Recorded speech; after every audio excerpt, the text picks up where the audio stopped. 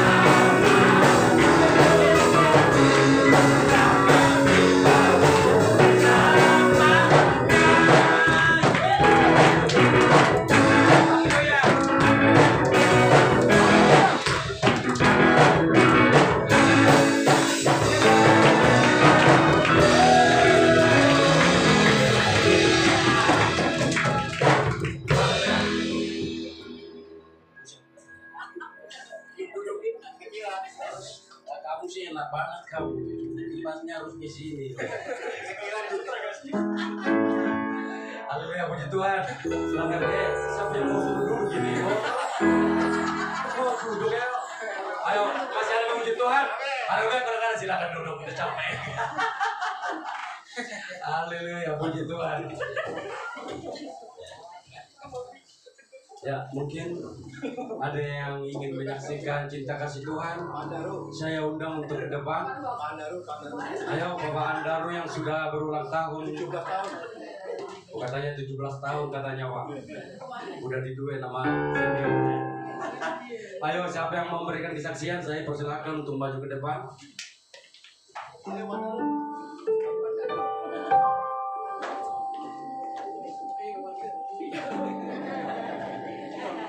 Harus diseret ya Pak ya.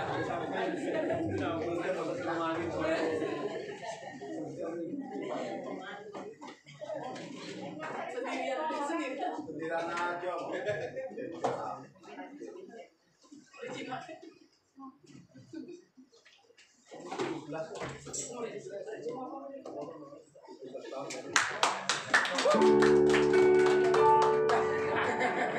Haleluya, Tuhan.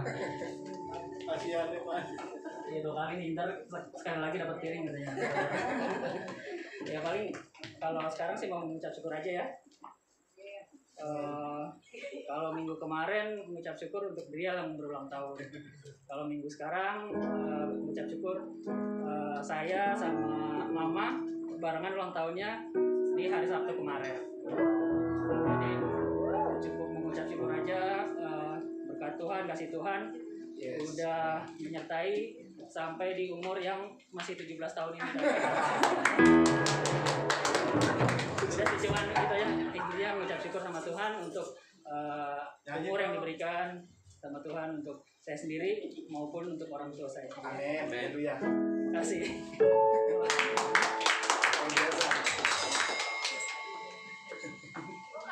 Ya, haleluya. Biasa saudara dari kita berkeluarga bersahabat dengan Bapak Andaru itu ya seperti inilah, kayak pendiam apa gimana nggak tahu ya. Padahal di rumah kayaknya katanya ini juga. Haleluya, saudara yang dikasih Tuhan, mungkin saya kasih tahu sedikit ya. Pengen apa berkeringat begini berarti harus nyanyi terus. Amin. Gak apa-apa Pak Toto, saya setiap sebulan 4 kali gak apa-apa tuh. Cepat turun Pak. Haleluya, puji Tuhan. Masih ada saudara? Amin. Haleluya. Kalau nggak ada, mari kita siapkan hati kita. Kita masuk dalam kebenaran firman Tuhan. Haleluya. Kita angkat pujian. Firman jadi manusia.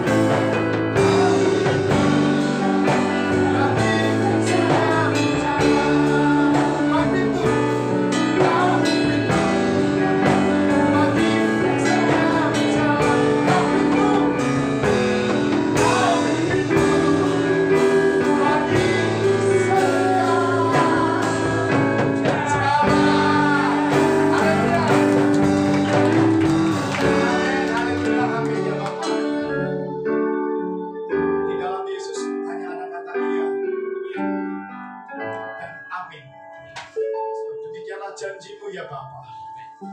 Allah yang kami kenal di dalam Yesus. Allah yang sumber pertolongan bagiku. Allah di mana tempat pertolongan kami ada. Pertolongan dan pengharapan yang adalah hanya kepada Allah yang hidup. Allah yang memeliharakan kami dengan kasih setia. Dan Tuhan Allah yang tidak pernah meninggalkan perbuatan tangannya. Dari dahulu, hari ini, esok, kekal selamanya. Terpujilah nama-Mu ya Allah yang hidup di dalam Yesus Kristus Tuhan. Allah yang kami kenal dan yang kami percaya. Dan di dalamnya kami menerima Engkau sebagai Tuhan dan Juru Selamat kami pribadi. Diurapi hamba-Mu yang hari ini Tuhan percayakan untuk boleh menyampaikan kebenaran firman Tuhan. Kiranya hari ini setiap firman benih-benih yang ditabur bertumbuh, berakar, dan berbuah dari kerajaan Tuhan. Tidak ada yang kembali sia-sia. Maka urapan-Mu bagi setiap hamba-Mu yang hari ini hadir mendengar firman. Demikian juga setiap hamba-hamba-Mu dimanapun ada yang hari ini esok kelak mendengar, menyaksikan melalui YouTube, diberkati oleh Tuhan. Dijamah hatinya, pikirannya, sehingga tunduk kepada firman Tuhan. Setiap perkara, setiap perkataan, setiap hal yang bukan berasal dari pimpinan Roh Kudus, kami tolak patahkan di dalam nama Tuhan Yesus Kristus. Hanya pimpinan Roh Kuduslah yang menguasai kami hari ini.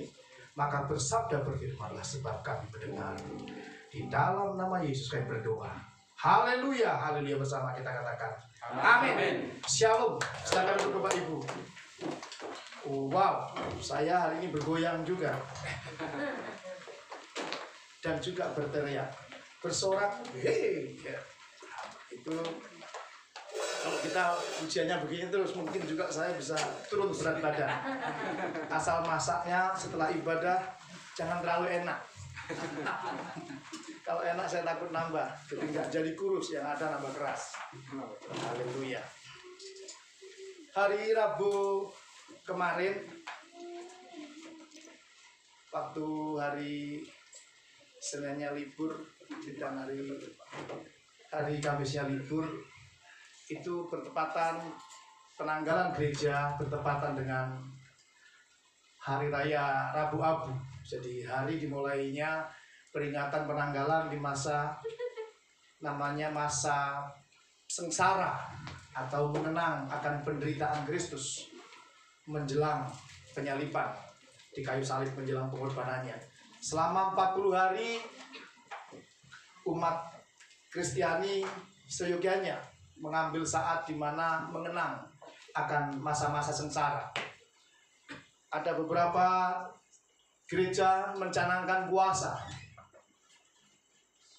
Ada yang puasa tidak makan tapi minum, nanti jam tertentu makan.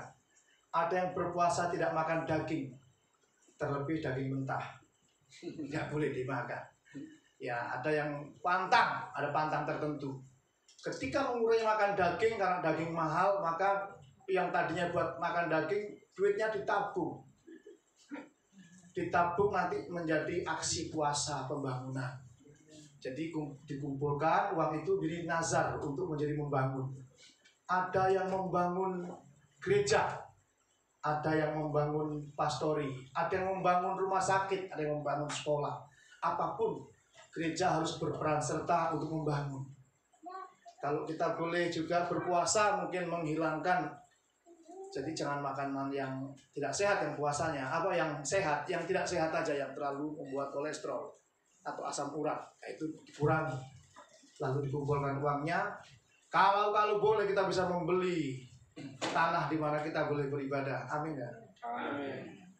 Yang angkat tangan mungkin amin. Berarti sampai puasa. Ya cara ini mengenang sengsara. Maka hari ini saya akan memberikan satu tema renungan bahwa berakar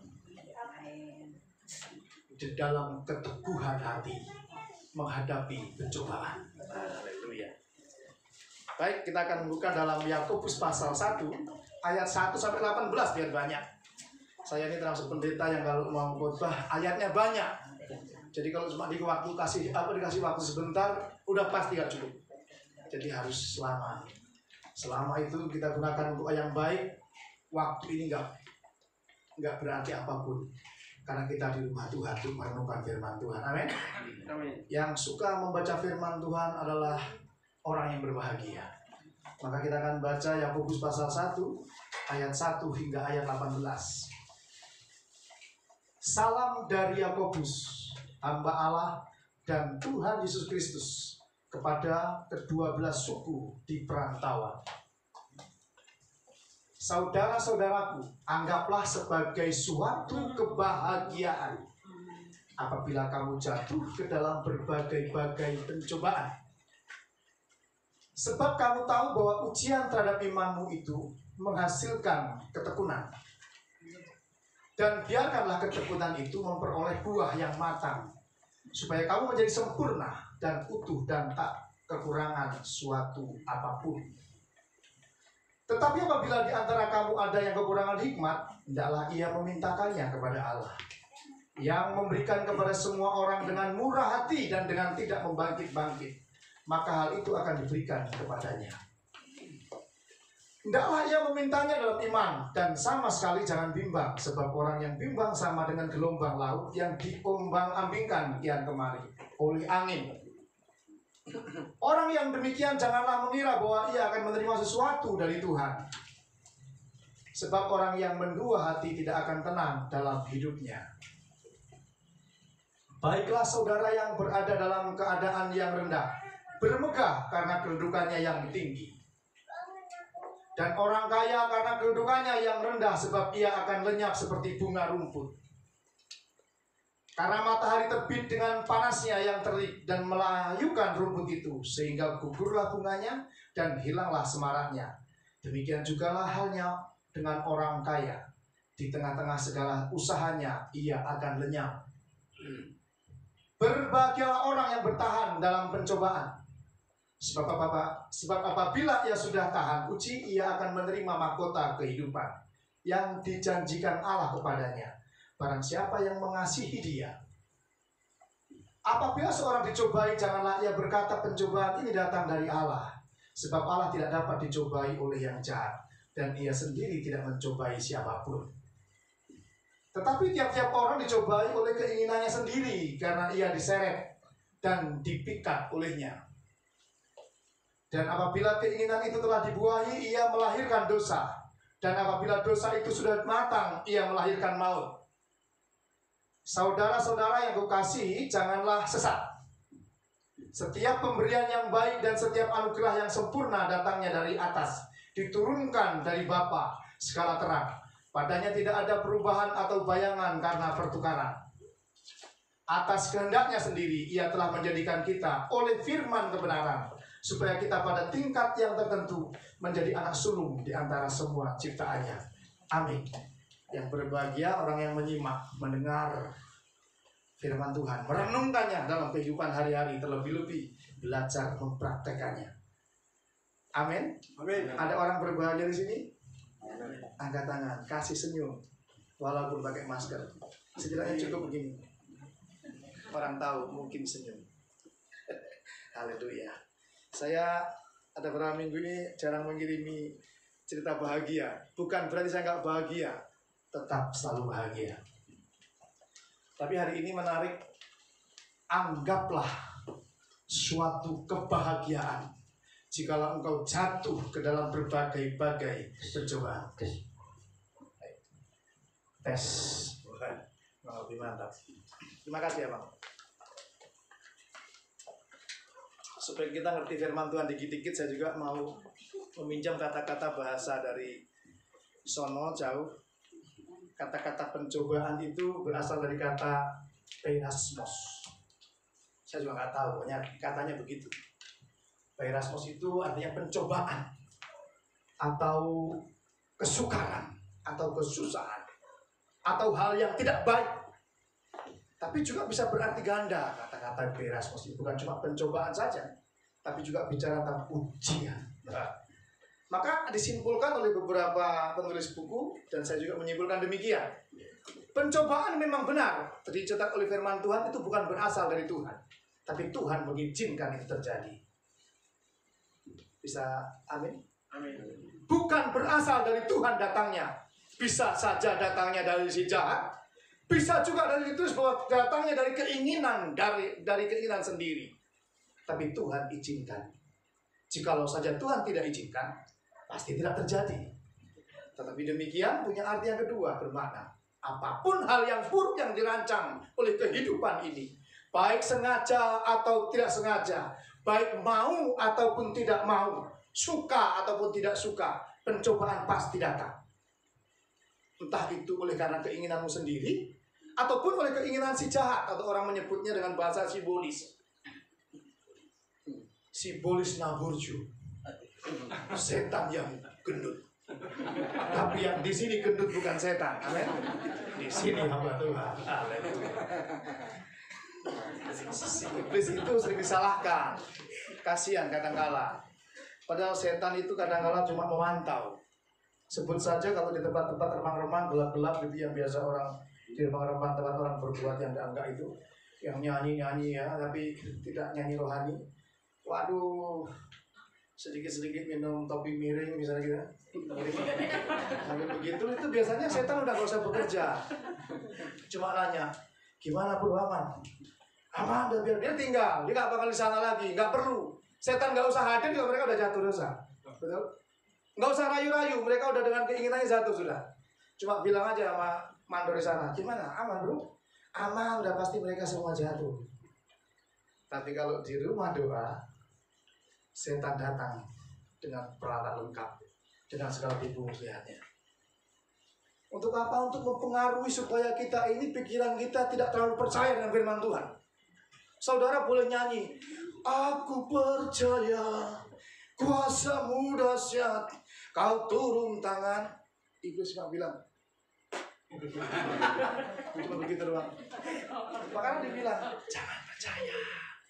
Bagaimana dahsyat kuasa Tuhan? Hari ini di kantongmu uang buat kolektor aja segitu. Itu aja kalau boleh you nggak usah kasih, sebab kamu masih butuh banyak. Masih banyak kebutuhanmu. Utangmu si ini belum bisa. Semuanya mendesak. Mau percaya gimana? Nyanyi lagi. Aku percaya. Pelan, lebih pelan lagi. Tapi kalau nyanyi terus, yakin terus, percaya terus. Percaya firman Tuhan. Dikenapi. Nah, biasa kerja keras itu di gereja. Mencari orang-orang yang bodoh. Tidak mau percaya firman Tuhan. Dia membaca, dia mendengar. Tapi dia tidak melakukan. Percaya aja, yang penting nyanyinya bagus. Goyang, loncat-loncat. Tapi gak usah kerjakan itu. Tapi poin pertama adalah harus paham dulu. Semua hal kesulitan dalam hidup ini yang terjadi, baik itu bentuknya sakit penyakit, baik itu bentuknya kekurangan keuangan materi, baik itu kebutuhan-kebutuhan yang mendesak, kita punya keinginan apa yang tidak capai. Banyak hal yang buat kita seolah-olah hidup ini terhimpit dengan segala kesusahan, kesulitan. Semua terjadi itu harus sepakat dulu dipahami. Dengan ayat yang kedua dan tadi dikatakan, Tuhan menjadikan pencobaan itu menjadi ujian bagi imanmu. Pertama pahami dulu bahwa segala sesuatu butuh diuji. Iman, benar-benar iman itu harus diuji dulu. Benar iman atau bukan, butuh ujian. Karena Yakobus juga kalau kita baca selanjutnya, Yakobus akan mencatat bahwa iman tanpa perbuatan pada hakikatnya adalah mati. Iman tanpa tindakan nyata pada hakikatnya adalah bohong, kosong, nol. Atau kalau tadi bahasanya si Boris tadi, nggak ada gunanya. Maka iman dengan perbuatan harus berjalan seiring. Nah ini dia. Seringkali orang Kristen pandai beriman, tapi tidak pandai berbuat. Waduh, ujian. Ujian kan ada proses ya. Tapi bagaimanapun orang tahu bahwa kalau sudah selesai ujian, terlebih lulus, nggak usah nilai terbaik, yang penting lulus saja. Dia tahu bahwa dia naik tingkat. Jadi yang tadinya kelas 1 jadi kelas 2. Senang, naik kelas 2. Atau kalau yang tadinya kuliah di semester 1 naik semester 2. Semester berapa? Udah semester 8. Berarti skripsi dong? Belum. Dan kapan? Pokoknya saya masih mau kuliah terus bisa gitu. Nah itu juga repot juga. Naik kelas terus tapi cuma nambah semesternya tapi tidak ujian. Begitu ujian dia tidak mau masuk. Karena ternyata tidak ada orang yang senang kalau mau ujian. Saya juga jujur aja. Begitu besok ujian langsung stres saya. Nah ini ada mahasiswa di sini, mungkin juga ada anak sekolah. Saya kasih tahu, anggaplah suatu kebahagiaan kalau engkau mau ujian, amin. Nggak ada yang amin pasti. Karena siapa yang mau ujian lalu senang, begitu mau ujian udah pasti stres. Yang tadinya tidak belajar dia belajar, masuk nggak masuk dia belajar, perem. Setel musik segala macam supaya bersiap-siap pasti tegang. Begitu masuk ujian semuanya ya mungkin ada yang tulis sini gitu. Ini berdosa. Terus begitu terus gak ada yang masuk. Aduh, aku tulis yang ini gak ada yang keluar. Namanya juga ujian. Tapi setiap ujian ada waktunya, ada batas waktu. Jangan takut. Waktunya paling lama biasanya zaman saya dulu kalau ujiannya soalnya matematika 90 menit. Udah deh kerja. Nggak usah berharap bahwa saudara ujian lalu udah 90 menit dihitung ya. Waktunya tinggal 15 menit lagi. Bingung mau yang mana yang gampang dulu yang susah. Ada bingung. Aduh, aku susah. Nah, begitu ya. Waktunya tinggal 5 menit lagi. Tidak mungkin ujian hari ini ujian matematika waktunya terserah mau 3 hari 4 hari ujian nggak mungkin.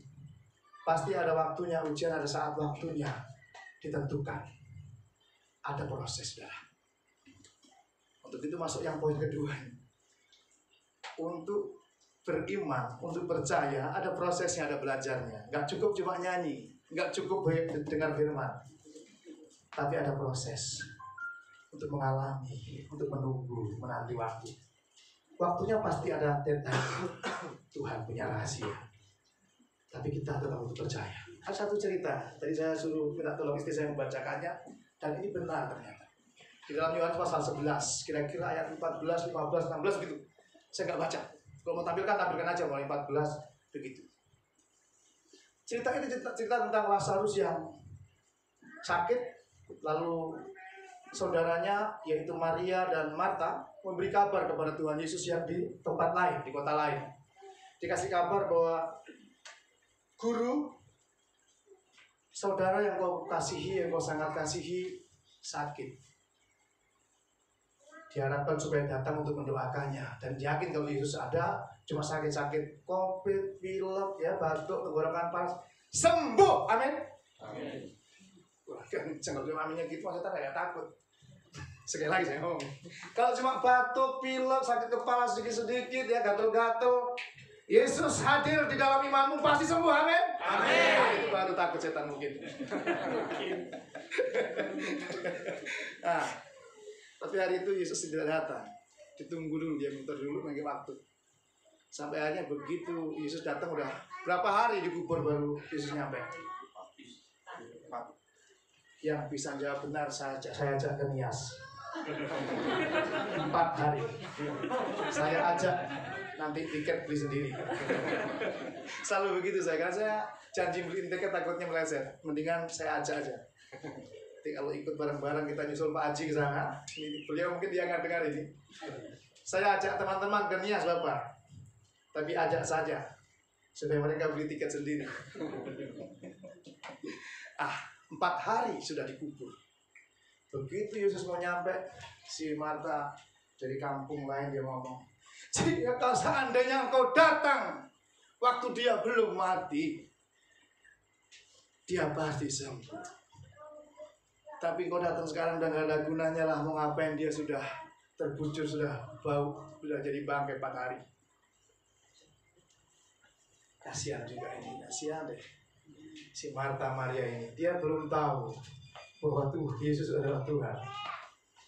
Maka kasihan ya, dia belum tahu Yesus adalah Tuhan. Jangankan 4 hari, bahkan Yesus mengatakan barang siapa yang percaya kepadaku dia tidak akan mati selama-lamanya, dia akan hidup selama-lamanya sekalipun dia sudah mati. Nambah bingung dia, kasihan deh kamu. Kita juga begitu, kadang krisis sudah saya udah gak mungkin lah, udah nggak usah gereja, nggak usah percaya, udah nggak mungkin lah. Waktu sudah tidak mungkin, udah dikubur 4 hari. Tetapi Tuhan mau, kalau kita baca ayatnya, supaya engkau belajar. Mungkin ayat ke-15 mungkin, coba. Tetapi syukurlah aku tidak hadir pada waktu itu, sebab demikian lebih baik bagimu supaya kamu dapat belajar percaya. Ternyata untuk percaya butuh belajar, mengalami dulu yang sampai akhirnya titik di mana kita tidak mungkin lagi. Jadi percaya kepada Tuhan itu tidak mungkin tiba-tiba kalau kita punya pergumulan, punya persoalan langsung berdoa, langsung ada yang datang ketuk pintu. Pas lagi amplopnya, bohong. Kalau begitu iman kita terlalu murah. Karena kadang-kadang ternyata seolah-olah kita bisa melihat betapa sulitnya hidup ini. Nggak ada orang bisa menolong. Orang yang kita paling kasihi pun kadang-kadang tidak bisa beri pertolongan. Sampai Daud menulis, di manakah datangnya pertolongan bagiku? Di gunung tidak ada. Kupandangkanlah yang ke gunung-gunung tidak ada. Nggak ada pertolongan. Teman berharap hamba Tuhan siapa kadang-kadang nggak ada yang kasih pertolongan. Sampai kita bilang semuanya sudah mustahil. Jangan juga sampai terus menghayal ikut-ikutin orang bahwa berdoa sungguh-sungguh lalu ada ketok pintu antar amplop. Itu kejadian 1 juta belum tentu 1. Jangan berharap menghayal. Iman bukan hayalan, tapi belajar percaya. Sekalipun kadang-kadang sudah tidak mungkin. Aduh, kadang-kadang saya emosional dengan orang yang kayaknya gampang banget ikut Tuhan. Saya harus kasih tahu, ikut Tuhan tidak gampang. Belajar percaya. Ini 2 orang yang benar-benar kecewa ini. Kalau aja engkau datang ketika dia masih sakit mungkin sembuh, tapi sekarang dikubur 4 hari. Tapi lebih baik supaya engkau belajar percaya. Kadang-kala diizinkan kita benar-benar butuh, benar-benar kritis, supaya kita belajar percaya kepada Tuhan. Itu baru latihan percaya. Punya, oh iya, ternyata benar. Di saat kita berdaya, kuasamu yang sempurna. Amin. Amin. Kalau pelan, iblis nggak percaya. Kenceng ya, kenceng iblis belum itu percaya. Apalagi dia, amin daripada nggak enak saya main buat bagi dia. Tapi sungguh-sungguh latihan percaya. Ada satu hamba Tuhan menghadapi krisis yang sungguh serius. Serius. Rumahnya kalau boleh ditarik bank saja sudah baik. Tapi kalau rumahnya ditarik bank juga nggak punya uang apa-apa. Di sisi lain ada satu anaknya rindu untuk meneruskan studi. Ada sebagian uang anaknya juga dipakai. Di tengah situasi sulit menjelang anaknya punya pergumulan untuk pergi untuk studi. Bersamaan itu juga ada disomasi. Punya hutang kepada seseorang yang menghutangnya juga anak Tuhan juga. Yang kalau ketika ada kesulitan di Jakarta juga dibantu sama hamba Tuhan ini. Tapi kalau disomasi masuk ke ranah pengadilan, di pengacara. Di tengah yang begitu sulit ada somasi. Di tengah begitu juga di tengah bagaimana ada pembangunan. Gereja harus dibangun. Di tengah-tengah membangun gereja, majelis atau yang bagian bangun berteriak kepada hamba Tuhan ini, Bapak Pendeta, ini tukang sudah butuh uang lagi. Uang tidak ada. Oh, ada uang sedikit. Kumpul-kumpul buat anak yang mau studi saja jauh dari angan-angan. Cuma ada belasan ribu rupiah atau belasan juta. Dikasih atau tidak? Diberikan atau tidak? Otak ini pasti kita berpikir. Kita punya logika. Orang laki-laki banyak berlogika. Saya mau tanya. Kita sedang butuh-butuhnya mendesak mepet. Gereja butuh atau sahabat kita atau saudara kita sedang butuh banget. Saudara kasih dahulukan saudaramu atau sudah pakai dulu buat kepentingan kita? Jujur. Gimana kira-kira? Jujur aja, jangan alay. Jujur aja. Jangan lebay lah. Wah, kasih dulu, itu bohong. Saya bergumul untuk melakukan firman Tuhan, latihan Tuhan. Saya berkata, kok jadi saya gitu? Kok jadi saya? Saya salah kepleset. Saya udah bilang sama istri, saya mau cerita sesuatu, cuma saya akan bilang bukan saya. Kenapa saya bilang saya? Mohon maaf, izin kepleset. Waduh, sama istri bergumul akhirnya. Ya, sudahlah. Saya bilang ke anak, kalau Tuhan tidak menghendaki, sekeras apapun kita berusaha, Tuhan tutup rapat. Artinya saya juga pesimis, sudah nggak punya apa-apa juga. Artinya untuk mempunyai harus ada uang mengendap 400 juta 4 bulan. Dari mana?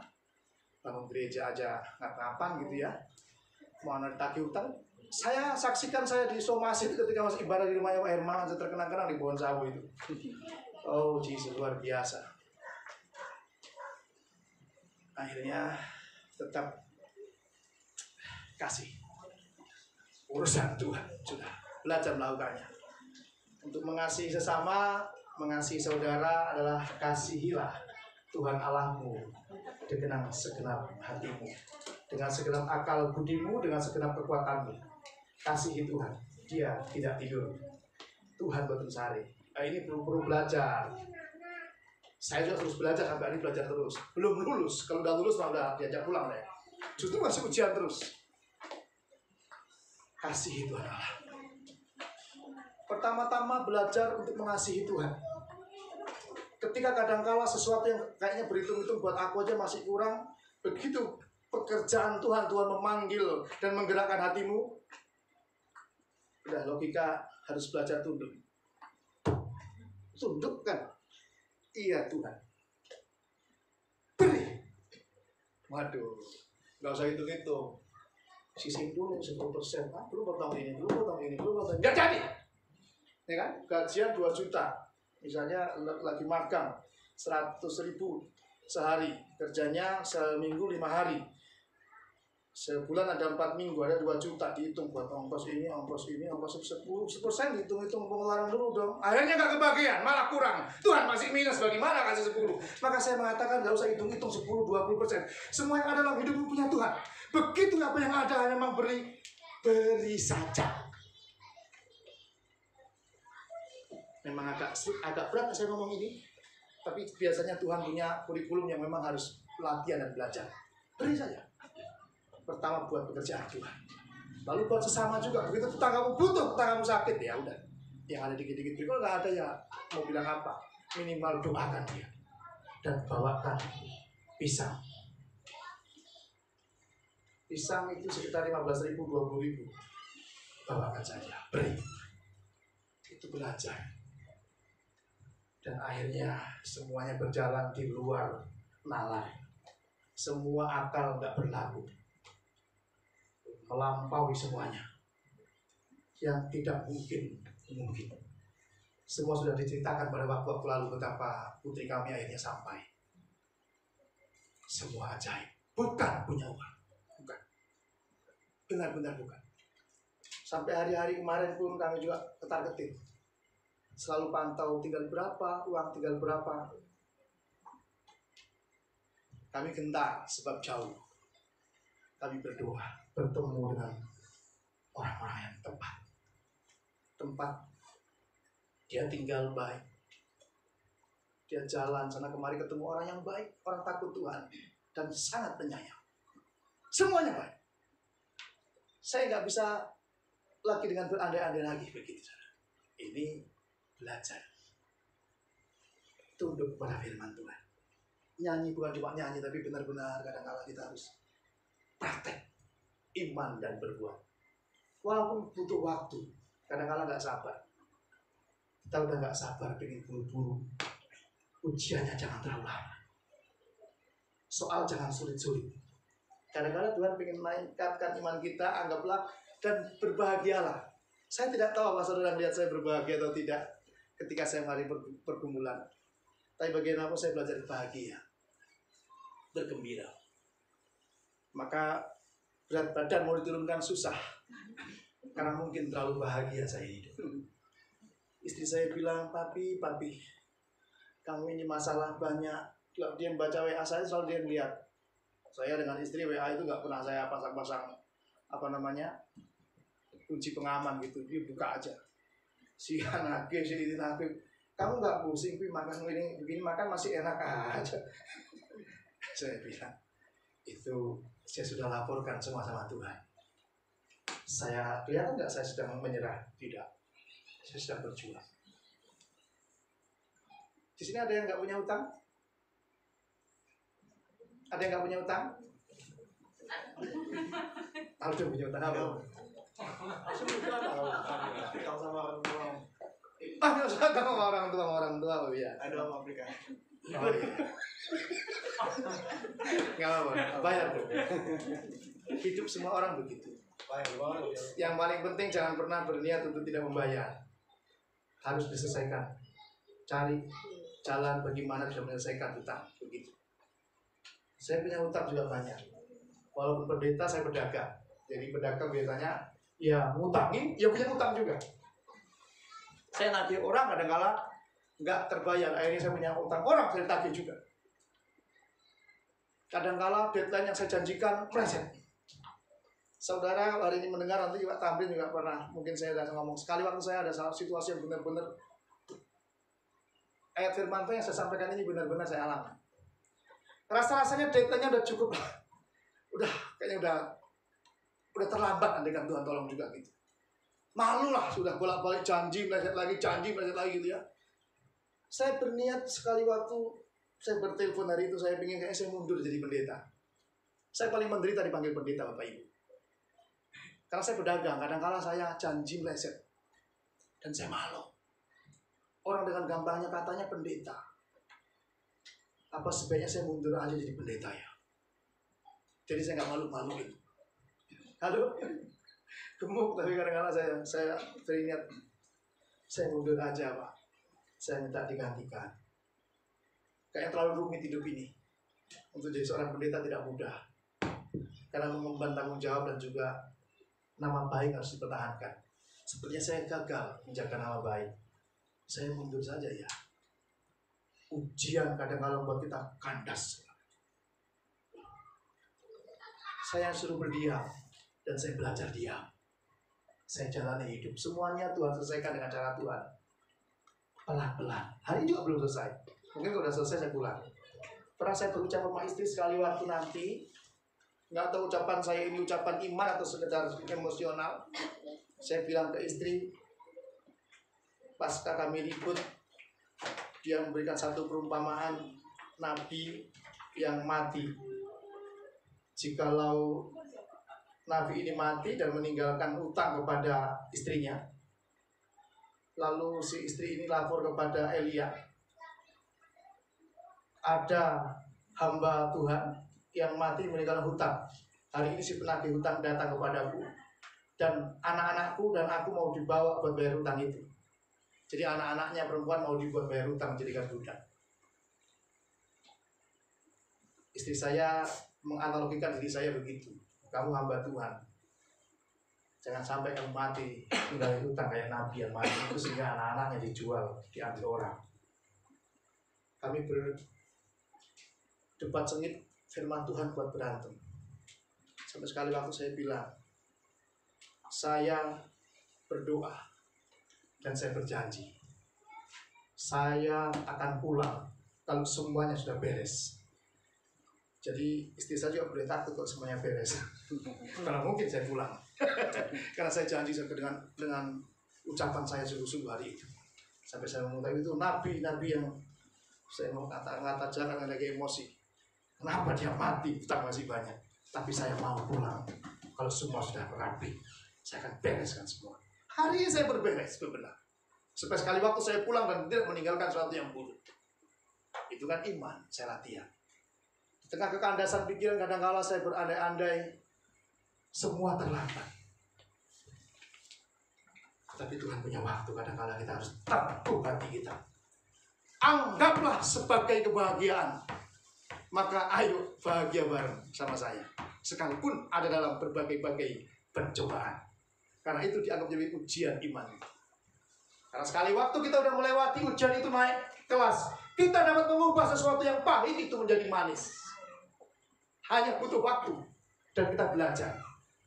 Beberapa waktu yang lalu, hari Kamis yang lalu ada besuk. Ada satu hamba Tuhan yang begitu sulit hidupnya. Dan ini bukan satu-satunya hamba Tuhan atau anak Tuhan yang mengalami penderitaan demikian. Terlalu banyak keluarga yang dirusak. Bukan hanya oleh si iblis sebenarnya. Lebih banyak oleh keinginan. Tadi makanya pencobaan datang oleh keinginan. Ada seorang laki-laki yang berbuat hilaf, mencintai wanita lain. Sekali dia datang minta ampun. Dia bilang, aku hilaf. Ibu-ibu ampun enggak kalau istrinya sekali berbuat serong, Mbak Ebi sih senyum nih. Terus bilang, istrinya enggak, ini hilaf. Jatuh kepada hati orang lain, terus ketahuan, terus hilang. Diampuni atau tidak? Ibu-ibu dulu. Oh, puji Tuhan, bapak-bapak bersyukurlah. Karena ada kesempatan sekali menghilang. Kalau bapak-bapak, diampuni nggak kalau istrinya hilang? Bapak-bapak berlogika. Sekalipun nantinya gue ampuni, gue sekarang diem dulu aja. Jangan sampai diambil kesempatan. Dulu waktu ditanya Pak Simon katanya diampuni. Kalau sekali hilang. Kalau 2 kali, 3 kali jelas kalap. Sudah gak hilap lagi. Tapi ini berkali-kali ceritanya. Sehingga pahitlah hidupnya. Itu jelas sampai hari ini pahit. Saya menyampaikan belajar kita hidup ini di dalam Tuhan untuk mengubah sesuatu yang pahit, akhirnya kita bisa merasakan menjadi manis. Disakiti sampai rasanya udah gak berasa sakit lagi. Karena kita sudah mati daging ini. Tapi untuk mengasihi dan mengampuni. Bagaimana suami itu bisa bertobat dan bisa mengenal kasih karena Tuhan kalau kita sudah pahit, sudah mengumpat, sudah marah, sudah menolak, bahkan sudah mau datang pulang pun ditolak. Ada satu keluarga hamba Tuhan juga, bapaknya ini bangor. Bangornya luar biasa. Anaknya sudah gede-gede, sudah punya cucu. Tapi si bapaknya ini masih gonceng-gonceng anak ABG. Ngerti gak ABG? Angkatan babi gue. Enggak, ini ABG beneran. Kalau angkatan babi gue mah sama tuanya. Ini enggak, ABG SMP. Masih kalau rok biru. Besok lagi rok abu-abu. Dibonceng sana kemari, anaknya yang lihat. Anaknya bertelepon kepada sahabat Tuhan ini. Gimana ini? Pi, Bapak saya selesaikan atau gimana nih? Maksudnya selesaikan gimana? Saya mau linggis Bapak. Oh ya jangan. Itu urusan Tuhan gitu ya. Hamba Tuhan ini nggak ngasih adiknya untuk menghabisi bapaknya. Mamanya dengar juga cerita. Karena namanya di kampung cepat. Apakah pahit? Hari itu pahit sedang ditabur. Dunia ini menaburkan rasa pahit. Tapi firman Tuhan mengubah yang pahit itu menjadi obat. Supaya kuat. Hidup ini ada pencobaan ditabur oleh dunia ini. Yang termasuk iblis, termasuk keinginan daging manusia itu menaburkan pencobaan. Tetapi Tuhan tetap merancangkan menjadi ujian supaya naik tingkat. Terus berjalan bergumul. Ada tangisan, ada kekecewaan, ada keluhan, ada sungut-sungut kadang-kala begitu. Sekali waktu singkat cerita si bapak ini bertelepon. Ditelepon di kampung bahwa sudah sakitnya sudah payah. Berdiri pun sudah susah. Sakitnya sudah banyak. Pengen pulang. Kalau masih sehat pulang, bagus, betul ya? Masih ingat pulang lagi sehat. Sekarang sudah gempor kan mau pulang. Kira-kira ibu-ibu terima nggak nih? Halo? Kalau terima, bapak-bapak bersyukur lagi nih. Boleh, sampai gempor baru pulang. Sudah gempor bapak ini. Teriak pengen pulang. Semua anaknya diam. Anaknya ngomong, udahlah, enggak lah. Tapi si ibu bilang, biarkan dia pulang. Ajaib mujizat. Bapaknya dibawa pulang. Bapaknya minta maaf, minta ampun. Saya hanya butuh 2 hari untuk hidup. Supaya bisa kumpul anak-anak dan cucu saya. Dan saya sudah puas. 3 bulan lebih kurang tinggal bersama di tempat rumah istrinya yang sudah lama ditinggalkan. Dan anaknya ditinggalkan dari masih kecil sampai udah tumbuh dewasa. Mereka tumbuh dan bertobat Bapak ini. Manis semuanya ngelihat menjadi teladan. Bagi anak-anaknya betapa pengampunan itu memulihkan. Tapi berapa banyak orang Kristen yang bilang mengampuni, tapi betapa sulitnya hidup untuk mengampuni. Kemarin saya sampai survei, mau membuat satu analisanya cuma sekedar asumsi. Karena saya belum mengadakan penelitian secara resmi. Saya bertanya kepada hambanya Pak Toto Halim. Pak Toto, si A itu kan pernah bercerai. Karena segala satu dan dua hal dalam keluarganya bercerai. Lalu menikah lagi dengan yang baru. Sudah pernah berumah tangga, pernikahan secara Kristiani, secara gerejawi. Ada janji setia sampai mati. Lalu bercerai. Lalu sudah bercerai, gereja mengizinkan untuk menikah kembali secara Kristiani lagi. Saya bertanya, saya coba-coba saya cari-cari, ada nggak yang lebih bahagia dari perkawinan yang lama? Saya dapat ternyata hidupnya tidak lebih bahagia dari yang lama. Maka gereja kami, saya harus kasih tahu sekali lagi, gereja kita ini tidak pernah menikahkan orang yang sudah pernah bercerai, yang sudah dikawinkan secara Kristiani. Baik secara gereja Katolik, gereja Protestan, gereja apapun, orang yang sudah pernah menikah secara Kristiani lalu bercerai dan datang ke gereja kita ini untuk dinikahkan, tidak mungkin dapat dinikahkan. Sebab apa yang sudah dipersatukan oleh Allah tidak dapat diceraikan oleh manusia. Dan saya sudah mendapatkan, ada setidaknya saya kemarin ada 7 atau 8 pasangan yang pernah bercerai setelah menikah. Saya kira tidak bisa mengampuni pasangannya, lalu menikah dengan orang yang lain, hidupnya tidak lebih bahagia. Yang hancurnya lebih parah ada beberapa, tapi setidaknya tidak lebih bahagia. Maka saya tidak menganjurkan saudara sekalipun pahit di dalam rumah tangga ini hari-hari ini, jangan ada kata berpisah. Ampuni dan jadikan manis rumah tangga itu. Doa, lakukan firman Tuhan, itu belajar, itu latihan. Maka air yang begitu pahit akan dirubah menjadi manis. Air yang dimarah itu hanya dilemparkan tongkat kayu saja menjadi manis. Ajaib. 3 hari perjalanan dalam Keluaran pasal 15. Umat Israel berjalan 3 hari perjalanan tidak menemukan air. Tiba-tiba menemukan satu sumur. Sumur yang diameternya kira-kira 2,5 meter besar. Bahagianya ada mujizat di tengah padang gurun. Ada air, ada sumur. Di tengah-tengah 3 hari tidak dapat air. Tiba-tiba begitu diminum airnya pahit. Bersungut-sungut dia. Mereka marah kepada Musa. Marah kepada Tuhan. Padahal dengan mudahnya Tuhan itu buat. Dari tidak ada di padang gurun ada sumur. Udah mujizat. Memang rasa pahit, tapi Tuhan tinggal lempar kayu saja jadi manis. Hidup ini tinggal mengampuni saja jadi manis. Terima saja dan belajar firman Tuhan saja jadi manis. Tapi seringkali kita tidak sanggup untuk belajar. Hidup kadangkala perjalanan hidup tidak lama. Bangsa Israel ketika meninggalkan Mesir cuma butuh perjalanan, saya pernah dengar dari Pak Hermawan kalau saya tidak salah, 11 hari berjalan kaki sampai Kanaan. Dari Mesir ke Kanaan Pak butuh 11 hari saja. Kalau misalkan naik kendaraan, ada yang pernah ke Israel katanya cuma 8 jam. Jadi sama kalau ke sini ke Tegal, ke Purwokerto. Itu sampai dari Mesir ke Israel ke Kanaan. Tetapi butuh 40 tahun berputar-putar. Mengalami mujizat bersungut-sungut, mujizat bersungut-sungut. Kekurangan, berkat, terus pemberontakan dan seterusnya. 40 tahun berputar-putar. Dan keluarga rumah tangga banyak berputar-putar. Dan merasakan hidup dalam kepahitan.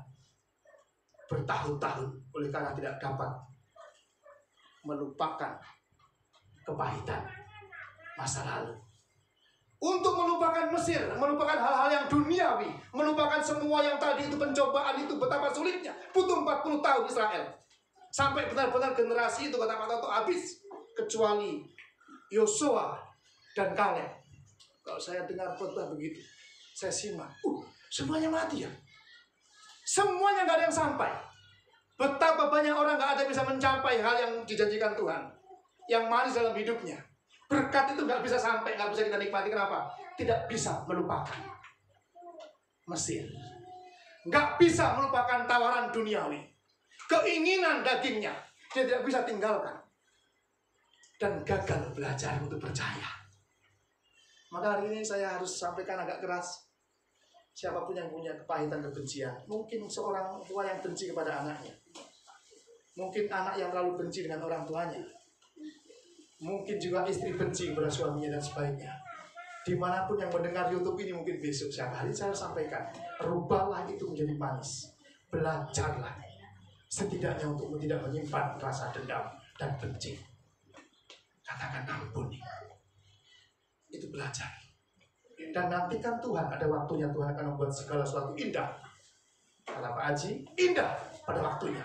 Segala sesuatu ada waktunya. Tapi nantikan Tuhan sedang merancang yang baik. Amin. Sebentar kita akan masuk perjamuan kudus. Saya juga harus sampaikan jikalau ada di sini. Hari ini kita menyimpan sesuatu. Mungkin rasa kesal. Mungkin rasa kecewa. Mungkin rasa dendam. Mungkin rasa sesuatu yang diinginkannya tidak sesuai dengan kenyataan yang didapatkannya. Mungkin ada orang tua kecewa kepada anaknya. Mungkin juga sebaliknya. Tetangga, mungkin teman gereja, teman sepelayanan. Katakan kepada Tuhan, berkatakan dengan mulutmu dan belajarlah untuk mengasihi dan mengampuni. Karena barang siapa yang diperkenan untuk ikut ambil bagian dalam perjamuan Tuhan adalah orang yang mau bercerai dengan dosa. Jikalau dosamu pengen diampuni, ampuni saudara. Sebesar apapun kesalahannya. Jikalau orang tidak dapat mengampuni saudaranya, dosanya tidak jadi diampuni. Karena dosamu sudah diampuni, maka ampunilah orang yang bersalah kepadamu. Saya juga demikian belajar. Dari mimbar saya memperkatakan siapapun yang mungkin pernah bersalah kepadaku, aku mengampuninya. Kita belajar untuk bercerai dengan dosa. Bercerai dengan duniawi. Akui kesalahan dan ampuni. Untuk itu kita tunduk kepala, saya mengundang petugas perjamuan maju ke depan.